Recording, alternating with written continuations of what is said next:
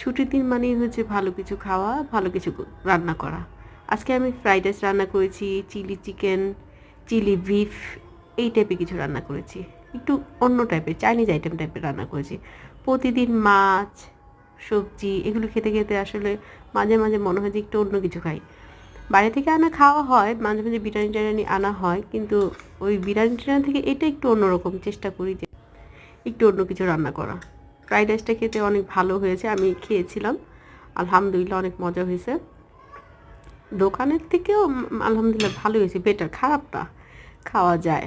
আমি আসলে মাঝে মাঝে এরকম ফ্রাইড রাইস আর চিকেন চিকেন ফ্রাইটা আসলে আমি একটু কম খাওয়ার চেষ্টা করি। এইভাবে খেতে আমার খুব ভাল লাগে, একটু ভিজা ভিজা টাইপের খাওয়া ভাল লাগে রাইসের সাথে। চেষ্টা করি এইভাবেই খেতে। যাই হোক, আপনারা আমার পাশে থাকবেন, আমি পুরোপুরি নতুন। প্লিজ আপনারা সবাই আমাকে পাশে থাকবেন, লাইক কমেন্ট শেয়ার করে সবাই আমার পাশে থাকবেন, প্লিজ প্লিজ প্লিজ প্লিজ। সবাই আমার পাশে থাকবেন, আমিও আপনাদের পাশে থাকবো ইনশাআল্লাহ। আল্লাহ হাফেজ।